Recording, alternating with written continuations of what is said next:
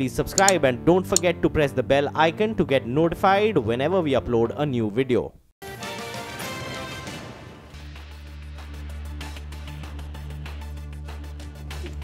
Good afternoon. Welcome to Halftime Report. 12 noon, halfway through the trading session, and there's a pretty smart recovery which is currently underway. So the Nifty is now back in the green from the lows. It's been a recovery of close to about 50 points in the Nifty. On the mid-cap space as well, there has been a recovery of nearly about 100 odd points. Let's take a quick look at the Asian markets because the Dow Futures has now put its head back into the green line.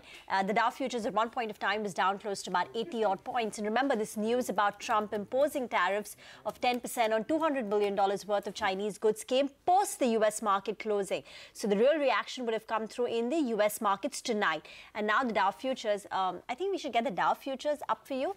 We're not able to get that up, but I think the Dow Futures is currently positive. Asia should come up for you on your screen. Let's quickly get a check on that as well and track the progress over there. Hi, Nigel. Rima, around an hour before the US market shut, they had announced that it was likely to come about. So that's why we had some part of that did play out 1 hour, before the US market shut. But the Asian markets, I think the Hang Seng is the market. If you can pull up the intraday chart, you'll see a stellar recovery out there. Now it's up close to around 200 points up. Remember, at one point of time, it was down close to around 200 points. So that's nearly a 400-point recovery is what we're seeing. And the Shanghai market, we were telling you yesterday that it was at its lowest levels we've seen since 2014. Add to that, the currency out there, has depreciated by nearly around 10%.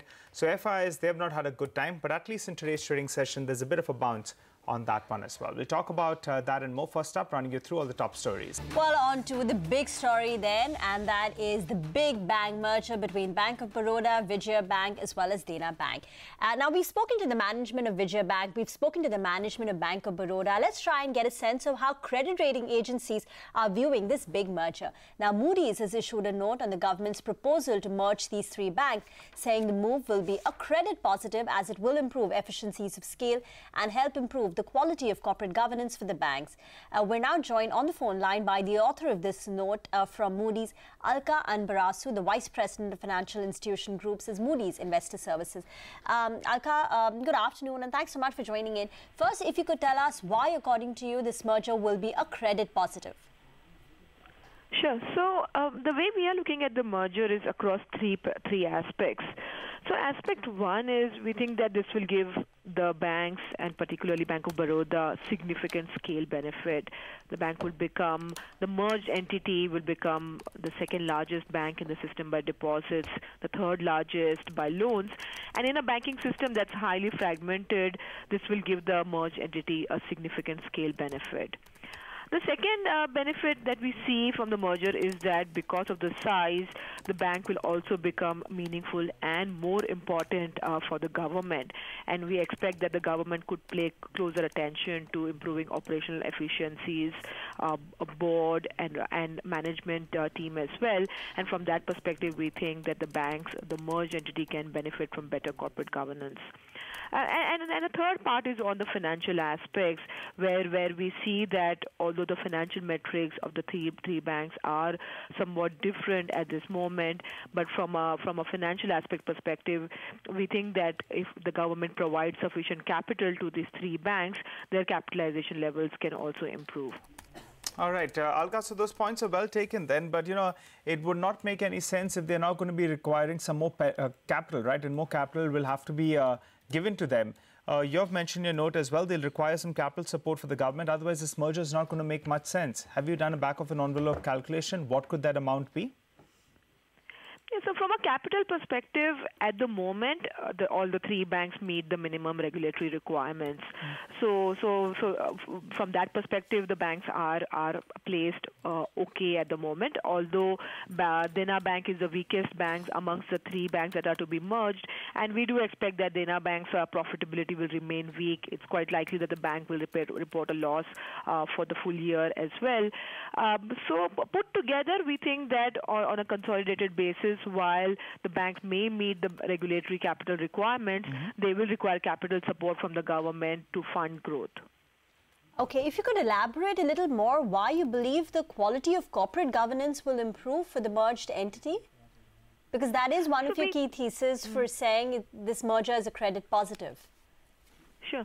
For a long time, we have maintained that the merger of public sector banks will be positive for the banking system. We think that managing 21 odd public sector banks is quite unwieldy for the government. There are too many banks doing the same thing. So bringing banks together can help in not just improving efficiencies, but also corporate governance. And on the corporate governance part, we think that a bank which is becoming more meaningful in size, and especially this bank will become a template for future mergers in the system as well. So from that perspective, we think that the government can give more attention to this bank, and that can ultimately help in improving perhaps the corporate governance, the board, the management of the combined banks as well. So you're factoring in more of the same then, more consolidation with regard to these PSU banks. You've done any grouping of banks that you believe would come together? No, we don't have a view on how the grouping of banks will be done. But you believe that that's likely to be on the cards? Yes, we do think. I think the government has very clearly said multiple times that they want to bring down the number of banks. We also think that bringing down the number of banks perhaps to high single digits can be positive from the banking system. So consolidation of the banks will be positive from the longer term. But at the moment, we don't have a view on which banks will be brought together. Okay, so for the merged entity, what is the rating that you will currently give? I think for Bank of Baroda, it is Baa3 stable. So what is the rating for the merged entity? Will it be the same? So at the moment, obviously, we don't rate the other two banks. Yeah. So the only bank that we rate is Bank of Baroda. When it comes to the consolidated entity, we will have to look at the credit profile on a consolidated basis. And we will have to, and in that regard, I think the key unknown at this stage is any capital support from the government. Okay. So we haven't taken a view on how the combined entity's credit profile will look like, but it will be determined once the transaction is complete. Thank you, Alka, for joining in. So that is Moody's view on how the merger will play out. A couple of stocks. Yesterday, at the same time during this show, Oracle Financial Services, that stock should come up for you. Yesterday as well, we saw close to around 0.5% change hands. And the stock took off after then. Even today's trading session, the stock from the low point of the day has seen a sharp recovery. Those are the large trades that just took place in the last few minutes. More than 0.5% have changed hands. And now the intraday chart should come up for you. That stock as well spiking up as we speak. At least it's recovered from the low point of the day. It had a big run yesterday as well. And post these blocks, just keep an eye out on that stock. It'll be interesting to see who are the parties in these large trades that are taking place. But besides that, keep an eye out on a few stocks as well from the broader markets. I think Uniphos, that's a stock that we had spotted on this show itself a few trading sessions ago, that it held stake in UPL. It's holding it as a promoter as well. But in the last few trading sessions, the stock has been on fire. Close to around 1 lakh shares have been traded. Very, very low volumes. But last few days, we have seen volumes have picked up on this counter. So last one week or so, the stock is up more than 20% approximately. You should keep an eye on that one. Remember, they hold stake in UPL, but importantly, they hold it as a promoter. So that's something that you should be keeping in mind as well. 35% in the last 7 days odd. But let's get you some market opinion. Rhythm Desai of Morgan Stanley. He, in fact, spoke to us earlier today. Let's hear out what he had to tell us. The bull market is now reaching a stage where it is going to get backed by strong fundamentals. Now, obviously, there are a lot of risks along the way, and I think everybody is focused on those risks, which is usually a good time to actually engage in stocks. When people start disregarding risk, that's when I think you get worried. But for now, I think growth is looking good, likely to surprise on the upside. The profit share in GDP is at near all-time lows. So I think we're going to likely witness a very sharp recovery in corporate profit margins over the next 2 or 3 years. Let us step back for a moment and think about exactly 12 months ago. If somebody had told you that the rupee will be at 72, 73, that oil will be where it is right now, that the 10-year will be at 8.2, that we will have all this tariff stuff happening around the world, what do you think you would have done with stocks? And that's the point, right? All this is already in the bag. It's already in the bag. We already know about this. The market doesn't feel like that right now. It doesn't feel like it's in panic or it's an exuberance. So I would argue that stock prices are more accurately reflecting all these concerns than we can actually fathom. It's very hard to tell how things will pan out with respect to elections. What our historical analysis shows is that it's not the nature of the government, but it's actually the leadership at the top that matters to the economy and therefore to the markets. So we've had fragmented coalition governments in the past, and that's had no impact on stock returns because the economy is done okay. And on other occasions, we've had reasonably strong governments, but poor leadership, and that's hurt the markets. It's not about what actually happens in May next year, but what the market starts believing will happen. And that is ultimately what's going to drive share prices over the next few months. So if the market starts getting too pessimistic, then I think it's a buying opportunity. If it gets too optimistic, then I think you sit on the sidelines, especially if you're in the business of timing shares, which I think is the privilege of a very few set of people. But if you get those extreme views that the market takes on the election outcome, then I think we can ponder about it and make a call on the market. But right now there is no signal that the market is ready to make such an extreme call. I believe it may happen over the next 2-3 months, but we'll have to wait and watch. All right, let's move on then. I think we have our first management with us. All right, I think GSS Infotech, that's the stock in focus. To understand what's going on there, we have Mr. Bhargav Maripalli, the CEO and founder of the company, who joins us on the phone line all the way from New York. Hi, sir. Thanks so much for joining in. There's been some buzz in the market that you're looking at a couple of acquisitions in this year. If you could clarify on the same, is some inorganic growth on the cards? Hi, good afternoon, and glad to be on the show. We are actually actively talking to a couple of companies. It's more than 3 companies actively in the final discussions with them. We've signed a non-binding letter of intent with them. Most of these companies are adding value to our existing service lines, namely infrastructure management, managed services, and also healthcare IT.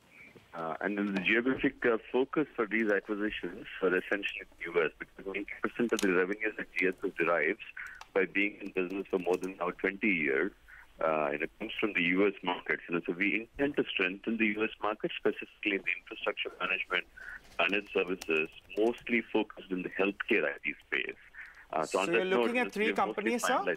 You're looking at 3 companies is what you're saying? That is correct. So right. We're looking at more, Super. And what could be the size of this acquisition? If you could give us some more details. And I remember you were hinting about this as well, a couple of months ago. This year, will you close it out? All efforts are underway, to close this out in this year itself. So right now we have entered into a non-binding letter of intent, and the due diligence is on. And the size of these companies are ranging, from a top-line point of view, ranging from almost about 5 million to close to 20 million. It could be a little premature to specifically zoom in on the specific sizes, but these companies, in the event of we successfully closing, will be very, very accretive to GSS existing operations. Okay. Bhargav, good afternoon. So 5 million to 20 million is the size of the companies, not the amount that you are going to pay out for each company, right? This is the revenue of each company. That is correct, Reem. These are the revenues of these companies, and most of the investments that since we have completed most of our investments, this will be a very accretive investment if these acquisitions come through. All right. What is the cash in the company's books, and would you be open to taking on debt to make this acquisition? And roughly, how much do you need to pay? So suppose, hypothetically, a company that you're looking to acquire has revenues of 10 million. So roughly, what would be the payout that you would have to make? The cash on the books right now is we have more than almost about $3 million of cash, and we have no long-term debt on the books right now. We have retired, most of the long-term debt, for the since almost about 2 to 3 years. And hypothetical company being a 10 million revenue size, the entire payout, including the earnouts, which will be staggered over the period of time, would amount to close to almost about 1 time the revenue. 1 time, okay. All right, 1 time revenue.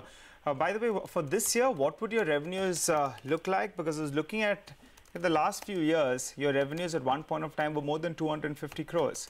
Then it's come down to around 150 crores approximately. give us a sense of what kind of a revenue I'll be looking at for this year itself from your core business?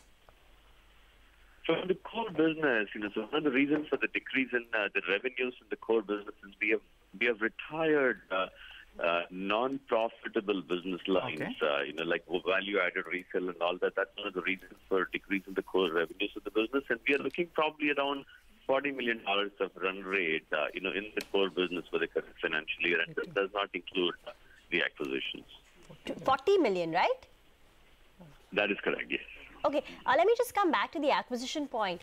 You're evaluating 3 companies. Due diligence is currently on. Do you want to acquire only one out of these 3 companies? Are you open to acquiring all 3 of them and, making a rough payout of $60 million at the most? Yeah, it may not be $60 million. The ranges of these revenues, these companies are 5 to 10. But the cumulative, revenue may not, be that much. Okay. However, we are trying to acquire all the 3 companies. Okay. The structuring for fundraising are on, and the due diligence also is on. And just to repeat, the cash in the books is only $3 million. That is correct. But then we are talking to, since we do not have a lump sum debt, and we are also open to various structures for equity raise, etc. We already have a shareholders approval for equity raise. Oh. So we're trying to judiciously combine all these, different vehicles and then come up with the whole thing. We're in the final stages of, getting it done. So, Bhargav, you're open to diluting some capital and, bringing in a partner as well? We are very open to diluting it at this time, but since the long-term debt on the books is near zero for us, so we are trying our best to make sure, that the dilution is lesser. And we're also making sure that the current owners of these acquisitions, as in the sellers, are also on board. So that way, most of the payout, and some of the payout need not necessarily be in the cash forms, right? Okay. It will be also in an earn-out, thing. So the combination of earn-out, debt, equity, and the existing operations, we are very confident we'll be able to close these acquisitions. Bhargav, just one final question from my end. You're sounding so bullish. You're talking about $40 million in terms of revenues. You're looking at acquisitions as well. Promoter holding at around 13% doesn't give investors, a lot of confidence. Could there be a plan that the promoters look to increase stake from here? This is a great question. I want you to know that I'm the first employee of this company. I've been running this organization for the past 20 years. I would like you to consider and construe this company as a professionally run company, and the promoter group has almost about 13%. Promoters have actually run this company even with lesser stakes, with equal amount of dedication and strength. And answering the later part of your question, investors have always done right by this company, and right by the promoters. Given a right opportunity and an option, I think we should be open to increasing our stakes. But right now, the focus, the company is company and the promoters are bullet focused in growing the organization, increasing the EBITDA and things like that. We fully believe the success of everybody will follow. Interesting. We'll have to wait by Bhargav, because the kind of numbers you're giving us, they're looking really, really good. 40 million would be nearly around 280 crores. Just to tell our viewers, last year you did less than 150 crores. So we'll have to keep an eye out on that one. And also, we'll look at it in the first quarter, you did around 40 crores. So for the next 3 quarters, you'll have to go at a run rate of close to around 80 crores per quarter. You're up for it, right? It may not be as linear as you're describing, but there are some current deals that are in the pipeline, which have a more than 90% probability of closing. In the likely event of they're getting closed. So we expect more traction, and then we expect to meet those numbers too. Okay, Bhargav. We'll be in touch. All the best for the plans of the company. That's GSS Infotech. They're looking to acquire 3 companies. The size of these companies is about $5 to $20 million, and roughly you pay about 1-time revenue for these companies.